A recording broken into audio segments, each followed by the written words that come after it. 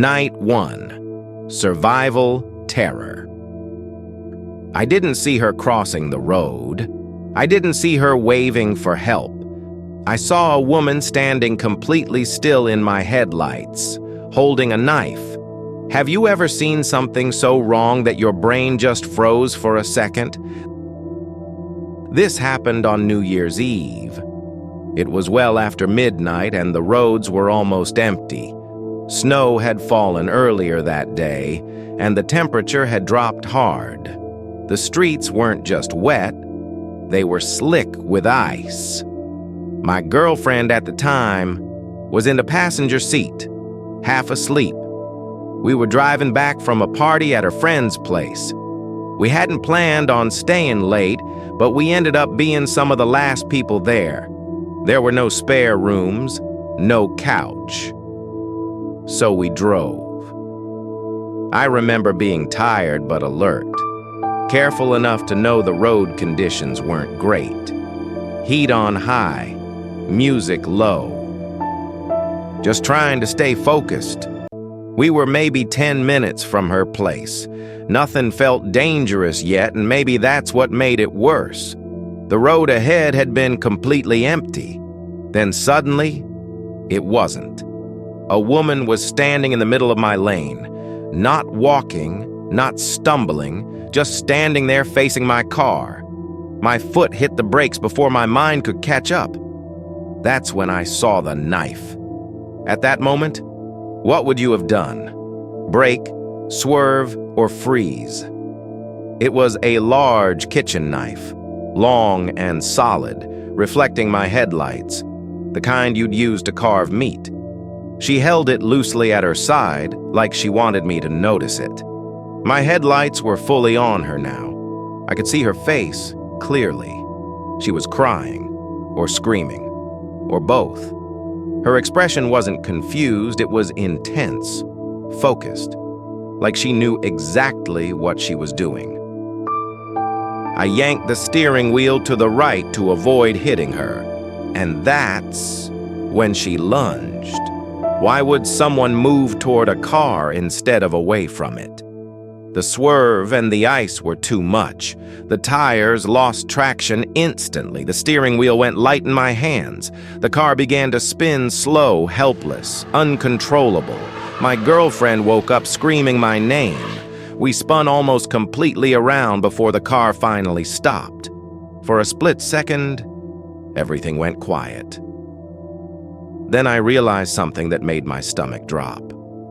We were facing her again. Have you ever thought something was over, only to realize it was just beginning? She was about 30 feet away, still holding the knife, illuminated by my headlights. She was limping now, dragging one leg as she moved toward us, screaming something I couldn't understand. Not words, just sound.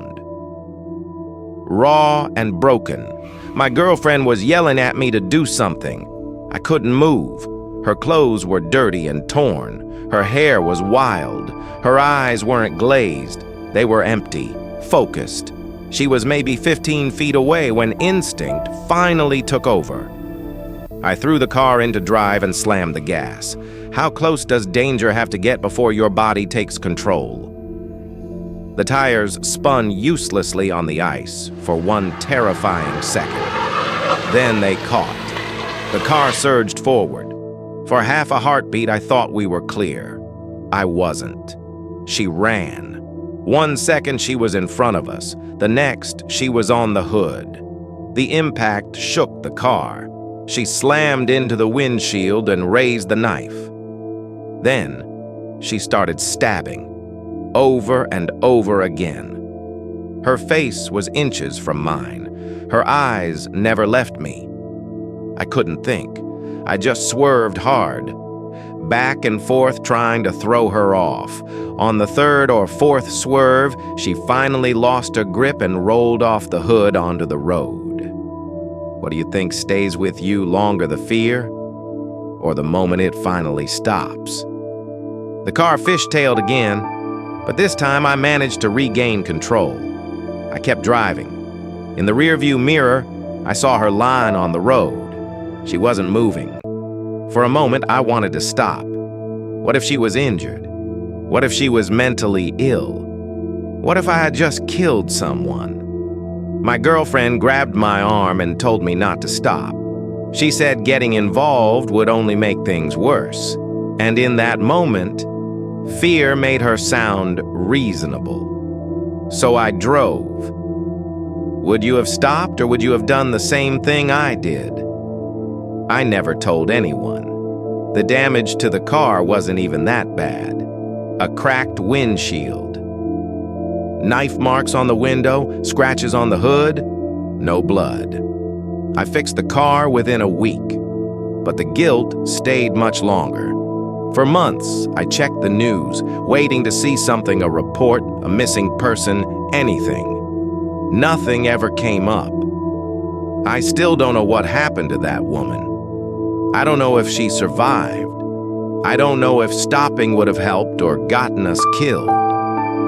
All I know is that night didn't end when I got home. It followed me. And that was only the first night I'll never forget. What would you have done differently, if anything at all? Night 2. Invasion Horror. The scariest part wasn't what he did that night. It was realizing he had already been inside my apartment before I ever noticed him. What would you do if you found proof that someone had been watching you from inside your own home? This happened a couple of years after the first night. Life was calm then, predictable. I lived alone in a small apartment on the 3rd floor of an older building. 1 bedroom, 1 bathroom, 1 entrance, no balcony, no fire escape. The kind of place where you stop thinking about locks because nothing ever happens. That night I came home later than usual. Around 1 a.m., I remember unlocking the door, stepping inside, and immediately feeling like something was off. Not danger, just wrong. Have you ever walked into a familiar place and felt like it wasn't yours anymore? The first thing I noticed was the smell. Not strong, just unfamiliar, like a mix of sweat and metal. I stood there for a second listening. No movement, no sound. I checked every room, closet, bathroom, bedroom, nothing. I told myself I was tired, maybe paranoid. But then I saw the chair. The chair from my kitchen table had been moved, not knocked over, not dragged randomly, placed carefully, directly in front of my bedroom door, facing the bed. Why would anyone move a chair like that? My heart started pounding. I hadn't had anyone over, no maintenance, no friends. I stood there staring at it, trying to come up with a logical explanation that didn't exist. Then I noticed something worse. There was a glass on the table, a glass I hadn't used, half full of water. I don't drink water before bed. I never have. And the glass wasn't from the cabinet I use. It was from the very top shelf, the one I only pull down for guests. My throat went dry. If I didn't pour it, who did? I checked the door. Locked. Deadbolt engaged. Windows closed. Still latched. No sign of forced entry. That's when I saw my bedroom door, slightly open. I absolutely knew I had closed it before leaving that morning. I pushed it open slowly. The bed was untouched, but the blanket had been folded down, as if someone had been sitting on it, facing the doorway. How long do you think someone would have to sit there to leave that mark? I backed out of the room and grabbed my phone. That's when I noticed something blinking. The red light on my laptop webcam. On. I hadn't turned it on. My laptop was open and angled toward the bed, recording. My hands were shaking so badly I almost dropped it. I opened the screen.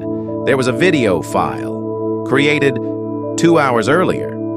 Would you watch it? Or would you already be running? I watched it. The video showed my bedroom, empty. Then after a minute, someone stepped into frame. A man, standing at the foot of my bed, just watching, not touching anything, not moving. He stood there for nearly 10 minutes. Then he reached forward and adjusted the camera so it could see the door, so it could see me when I came home. The video ended there. I didn't sleep in that apartment again. Police found no signs of forced entry, no fingerprints, no explanation. They said it was probably someone who had copied a key at some point. Probably. The building manager changed the locks. I moved out a month later. They never found him. Every now and then, I still think about one thing. He didn't steal anything. He didn't damage anything. He didn't rush, which means he wasn't there for my stuff. He was there for me. And that was the second night I'll never forget. Do you check your camera light before you go to sleep? Or will you tonight? Night 3. Unexplainable dread. I didn't wake up to a sound. I woke up to the feeling that someone was standing over me. Have you ever opened your eyes in the dark and just known you weren't alone? This happened last. By then, I had already been through enough strange experiences that I considered myself a cautious person. I locked my doors. I checked windows. I didn't brush off instincts. That night was completely normal. No drinking, no late outing, no stress. I went to bed around 11 p.m., alone, in my apartment. Same place I'd lived for over a year. Same routine. Same locks. Nothing felt wrong when I fell asleep. That's what makes this worse. I woke up suddenly. Not from a noise, not from a dream, just awake. My eyes opened and my heart was already racing. The room was dark but not unfamiliar. Moonlight from the window outlined the furniture. Everything looked exactly where it should be, except for the feeling. That pressure in your chest, that awareness that something has changed. Why does your body sometimes react before your mind catches up? I didn't move. I didn't want to. I was suddenly very aware of my breathing. Too loud, too fast. I tried to slow it down, afraid that whatever I was sensing would hear me. That's when I realized something else. The air felt different. Heavy. Still. Like the room was holding its breath. I stared at the doorway. The door was open. I always close it before sleeping. Do you remember the last thing you do before bed, or do you just assume you do? At first, I thought maybe I'd forgotten. Then I noticed the shadow. It wasn't moving.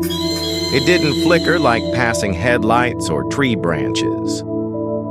It was solid, standing just inside the doorway, taller than the doorframe. I couldn't see details. No face, no features, just a darker shape against darkness. And it felt aware. Not angry, not aggressive, just present. What would you do if you couldn't tell whether something was watching you or waiting for you to notice it? I wanted to turn on the light. I wanted to reach for my phone. I couldn't move. Every muscle in my body felt locked in place, like my brain had disconnected from everything below my neck. I tried to speak. Nothing came out. The shadow didn't approach. It didn't need to. It felt closer than anything I'd ever experienced. Then it leaned, not stepped, leaned, as if bending down to look at me more closely. Have you ever felt inspected, not threatened, but studied? That's when it whispered my name. Not loudly, not clearly. Just enough to recognize it was my name. My chest tightened so hard I thought I might pass out. The whisper wasn't male or female. It sounded like breath brushing against my ear. And then it said something else, something that made no sense. It said, "You're not supposed to be awake." I don't remember the moment it disappeared. The next thing I remember is waking up to sunlight, morning, birds outside, traffic noise, normal life. I was lying in the exact same position. The door was closed, locked. Everything looked untouched. For a moment, I convinced myself it had been a dream until I checked my phone. There was a notification, a voice memo, recorded at 3:17 a.m. I don't remember recording anything. I played it. At first, it was just static, low humming noise. Then my voice, breathing, fast, shallow. And then another sound, a whisper, not my voice, saying my name, followed by the same sentence. "You're not supposed to be awake." The recording ended. If it was just a dream, how did it know my name? I still live alone. I still lock my doors. I still check my rooms. But sometimes, when I wake up at night and everything feels too quiet, I don't move. Because a part of me is scared that if I do, I'll find out what happens when you wake up when you're not supposed to. And that was the third night I'll never forget. Do you sleep with your door open or closed?